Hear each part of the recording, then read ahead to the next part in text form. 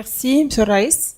Je voudrais commencer par remercier la Somachir pour son invitation. Donc, j'ai la lourde tâche de parler en 10 minutes à la fois des facteurs de risque, du bilan préopératoire, des lésions prénéoplasiques et du cancer superficiel. Je vous promets de faire de mon mieux. Le cancer gastrique est, comme vous le voyez, donc le 4e cancer par ordre de fréquence. C'est le 2e cancer, la 2e cause de mortalité par cancer dans le monde. Nous remarquons que même dans notre pratique, puisque ça c'est les données du registre de Rabat, plus de la moitié des patients arrivent à un stade très avancé, un stade 3 ou 4, ce qui fait que la survie moyenne à 5 ans est autour de 25%. C'est pourtant un cancer qui est accessible à la prévention parce qu'on lui connaît un certain nombre de facteurs de risque, des facteurs de risque environnementaux, des facteurs de risque génétiques, mais aussi des lésions et des états précancéreux. On va commencer par les principaux facteurs de risque environnementaux et en chef de file, nous avons Helicobacter pylori bien sûr, cette bactérie gram-négative découverte par Warren et Marshall en 82 et qui leur a valu le prix Nobel en 2005, a été classée par l'OMS comme étant un agent cancérigène de classe 1 et ceci veut tout simplement dire que son éradication prévient le cancer. Cette bactérie donc a un tropisme pour l'estomac humain dont elle est spécifique, elle adhère aux cellules à mucus de l'antre et elle se crée un micro-environnement neutre parce qu'elle a la propriété de synthétiser une uréase qui, à partir de l'urée, va fabriquer de l'ammoniac. C'est l'infection bactérienne chronique la plus répandue dans le monde et HP donne constamment une gastrite qui va évoluer en gastrite chronique active, qui va donner de l'atrophie, qui peut donner de la métaplasie intestinale, de la dysplasie, puis le cancer. Alors, à côté de Helicobacter pylori, les autres facteurs de risque environnementaux sont l'exposition aux nitrates et aux nitrites, une alimentation qui est pauvre en fruits et légumes et donc la carence en antioxydants, une forte consommation de sel qu'on voit en Asie, et puis l'alcool par l'acétaldéhyde et le tabac, donc qui est un facteur de risque de l'adénocarcinome gastrique, mais aussi et surtout du cancer du cardiaque. À côté donc de ces facteurs de risque environnementaux, il y a aussi on a 10% à peu près des cancers gastriques qui sont en rapport avec des facteurs génétiques ou un contexte familial. Et nous savons que le risque de cancer gastrique est augmenté chez les apparentés au premier degré d'un patient qui a un cancer gastrique parce que nous retrouvons chez les apparentés au premier degré de ce patient une fréquence plus importante des lésions précancéreuses et ceci est probablement en rapport avec une transmission intrafamiliale d'Helicobacter pylori. Alors il y a également donc, comme affection génétique proprement dite, la mutation CDH1, qui est à l'origine du cancer gastrique diffus héréditaire, c'est la mutation du gène de la E-cadérine, qui peut donner donc des cancers gastriques jusqu'à 70 à 80% des patients qui sont porteurs de cette mutation, et ce qui fait proposer chez ces patients la gastrectomie prophylactique lorsqu'ils sont porteurs du gène. Et cette mutation est également associée à une augmentation du risque de carcinome mammaire lobulaire infiltrant et d'adénocarcinome colorectal. Cette mutation doit être recherchée à chaque fois qu'on a un cancer gastrique diffus qui est diagnostiqué avant 45 ans ou qu'on a une agrégation familiale de cancer gastrique diffus chez des apparentés au premier ou au second degré, ou l'association d'un cancer gastrique diffus et d'un carcinome mammaire lobulaire infiltrant ou d'un carcinome colorectal, il faut faire une consultation oncogénétique et rechercher cette mutation. Il y a également le syndrome de Lynch, anciennement appelé HNPCC, qui ont le risque de cancer gastrique est de 5% à 70 ans, qui fait que chez ces patients-là qui ont donc ce syndrome de Lynch, il faut rechercher systématiquement Helicobacter pylori et l'éradiquer. Le syndrome de Peutz-Jeghers, il faut une surveillance endoscopique tous les 2 ans chez les patients. Il y a également d'autres affections génétiques telles que le syndrome de Li-Fraumeni, le cancer du sein et des ovaires héréditaires, la polypose adénomateuse familiale, il faut là aussi penser à l'estomac, ne pas l'oublier, et puis la polypose juvénile. À côté de ces facteurs de risque environnementaux et génétiques, il y a aussi des lésions et des états précancéreux qui sont connus, donc de l'adénocarcinome gastrique. Ces lésions précancéreuses sont l'atrophie sévère, surtout lorsqu'elle s'étend au corps gastrique, la métaplasie intestinale, la dysplasie, ce sont des facteurs de risque du cancer de type intestinal. On sait que l'atrophie, donc il existe actuellement des scores anatomopathologiques qui font qu'on sait que l'atrophie est d'autant plus à prendre en considération et dangereuse si elle est sévère et si elle remonte vers le corps de l'estomac. Ce sont les stades qui évoluent dans 100% des cas vers la dysplasie. Il existe aussi cette classification pour la métaplasie intestinale. On sait que lorsqu'elle est située, qu'elle remonte vers le corps et que plus elle est sévère et plus elle remonte vers le corps et plus on a de risque de survenue d'adénocarcinome gastrique. Alors, il y a aussi la prise chronique et prolongée d'IPP. On sait qu'une inhibition de la sécrétion acide pendant plus d'1 an va s'accompagner d'un changement du type et de la distribution de la gastrite à HP et va favoriser son développement vers le corps de l'estomac.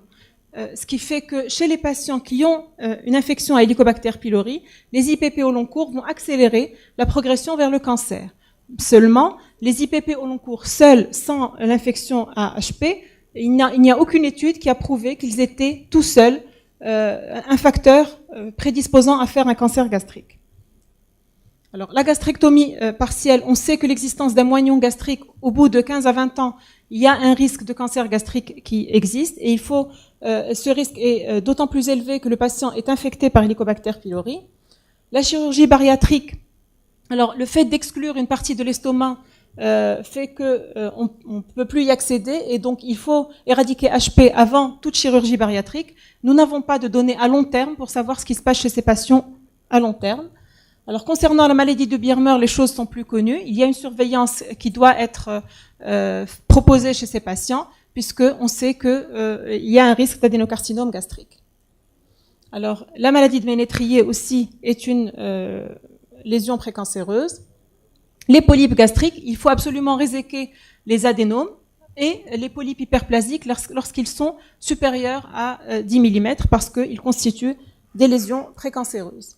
Le lymphome de Malte nécessite une surveillance à vie, même donc après traitement et après éradication d'Helicobacter pylori, parce qu'on connaît le risque d'adénocarcinome métachrone. Alors, l'examen clé donc pour surveiller ces patients et pour dépister ces lésions précancéreuses, c'est la gastroscopie. Elle va permettre de diagnostiquer HP, de diagnostiquer les lésions précancéreuses, de détecter le cancer superficiel et de réséquer ces lésions précancéreuses et le cancer superficiel. Cette résection va se faire par le biais soit d'une mucosectomie, soit dans les centres experts de dissection sous muqueuse. Alors, cette gastroscopie doit absolument comporter, quelle que soit donc l'indication de cette gastroscopie, elle doit comporter des biopsies systématiques, donc au moins 5. Bien évidemment, il faut biopsier toute anomalie muqueuse que l'on retrouve, mais aussi 5 biopsies au moins, alors de part et d'autre du pylore. Il faut biopsier donc de part et d'autre du pylore, au niveau de l'angulus et au niveau du corps gastrique, donc au niveau de la face antérieure et postérieure.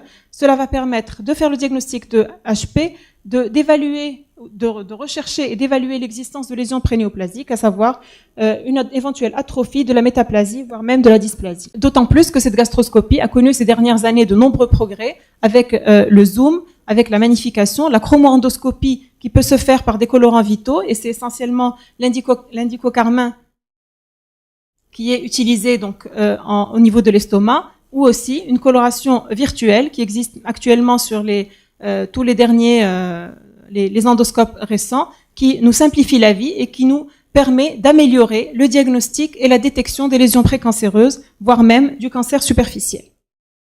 Alors, le cancer superficiel, il faut bien savoir que c'est un cancer, bien évidemment, qui touche la muqueuse ou la sous-muqueuse, donc sans dépasser la sous-muqueuse. Et c'est en général donc une découverte complètement par hasard. C'est des patients qui sont asymptomatiques. Et il faut savoir qu'il existe une classification endoscopique qui permet de faire une corrélation entre l'aspect endoscopique et le risque le degré d'infiltration de la sous-muqueuse, ou le degré donc d'infiltration de la sous-muqueuse. Donc, en fonction de l'aspect endoscopique, on peut voir est-ce qu'on peut faire une mucosectomie, réséquer cette lésion ou pas. Est-ce qu'on a un risque d'envahissement de la sous-muqueuse? À côté de ça, une échoendoscopie, quand on suspecte un cancer gastrique superficiel, il faut évaluer, donc avant de faire la résection, par une échoendoscopie, par des mini-sondes haute fréquence, qui vont permettre de nous donner une idée sur l'extension en profondeur de la lésion. Et puis, on peut, à ce moment-là, une fois qu'on a fait ces deux examens, faire une résection endoscopique. il faut que ce soit, à condition que ce soit une résection monobloc, qu'on ait des marges latérales et en profondeur saine de 1 mm, avec un caractère complet donc de l'exérèse qui doit être vérifié par l'anatomopathologiste, et puis c'est des dossiers qui doivent absolument être discutés en réunion de concertation pluridisciplinaire pour voir est-ce que cette résection peut être suffisante ou est-ce que il faut compléter par une chirurgie parce qu'il y a un risque d'extension ganglionnaire qui n'est pas acceptable. Et cette discussion va porter sur le degré de différenciation, le degré d'infiltration de la sous-muqueuse. Est-ce qu'on admet au niveau de l'estomac, c'est une infiltration de la sous-muqueuse au niveau du tiers supérieur, mais qui reste inférieure à 500 microns, et ça dépend également de la taille de cette résection. Alors, je vais finir par le bilan préthérapeutique, puisqu'on m'a demandé également donc de parler du bilan préthérapeutique, mais je vais être assez brève. C'est un bilan qui existe donc sur le site de la FFCD et que j'ai retrouvé également sur les référentiels de la SOMACHIR. Donc, devant toute suspicion de cancer gastrique, il faut faire une endoscopie œsogastro-duodénale qui est indispensable donc pour le diagnostic positif. Cette endoscopie doit préciser la distance de la tumeur par rapport au cardia et au pylore et elle doit donc comprendre un minimum de 8 biopsies. Le bilan d'extension tumorale repose essentiellement sur le scanner donc thoraco-abdominopelvien qui va permettre de faire un bilan de résécabilité, de rechercher des métastases. Et le fait de faire boire de l'eau au patient va sensibiliser l'examen pour évaluer l'infiltration tumorale pariétale et détecter les adénopathies périgastriques. Lorsqu'on peut, il faut compléter par une échoendoscopie parce que cette échoendoscopie va être meilleure que le scanner pour déterminer l'infiltration pariétale et rechercher des adénopathies périgastriques. Et puis, cette échoendoscopie peut également s'imposer en cas de suspicion de linite sans histologie positive et lorsque on a donc en cas de linite aussi, donc pour évaluer l'extension de la lésion vers l'œsophage et vers le pylore et le duodénum, mais aussi pour évaluer les tumeurs superficielles telles que nous avons dit, pour voir est-ce qu'on peut réséquer endoscopiquement ou pas. Il faut également compléter ce bilan par une laparotomie exploratrice dans le cas des grosses tumeurs à résécabilité douteuse. Le TOGT a été supplanté par l'échoendoscopie pour le diagnostic de la linite. L'IRM ne fait pas partie des standards donc du bilan d'extension, mais elle peut être utile pour caractériser des lésions retrouvées au scanner. Et puis, donc le PET scan, c'est une prescription qui est discutée en RCP au cas par cas, il n'y a pas de standard. Les marqueurs tumoraux ne sont utiles que lorsqu'ils sont élevés pour suivre donc l'évolution du patient. Une consultation oncogénétique dans les cas que nous avons vus tout à l'heure lorsqu'on suspecte une forme génétique de cancer gastrique, et bien sûr évaluer l'état général, une évaluation oncogériatrique, nutritionnelle, cardiologique en fonction des drogues qui vont être utilisées en chimiothérapie et une évaluation pulmonaire si une thoracotomie est prévue. Donc je vais finir par quelques messages essentiellement donc sur la prévention. C'est un cancer qui reste accessible à la prévention. Si on voit que l'incidence est en train de baisser, c'est probablement parce que on éradique de plus en plus Helicobacter pylori. Mais il faut faire plus que ça. Il faut identifier, donc dépister HP, donc identifier les personnes porteuses de HP ou de lésions précancéreuses, surveiller ces lésions précancéreuses. D'autant plus que plus on éradique HP précocement, plus cette éradication est efficace, puisque après il y a des lésions de métaplasie qui évoluent pour leur propre compte, qui ne régressent pas. Et puis donc des biopsies systématiques pour détecter ces lésions précancéreuses en attendant le vaccin anti-HP. Je vous remercie.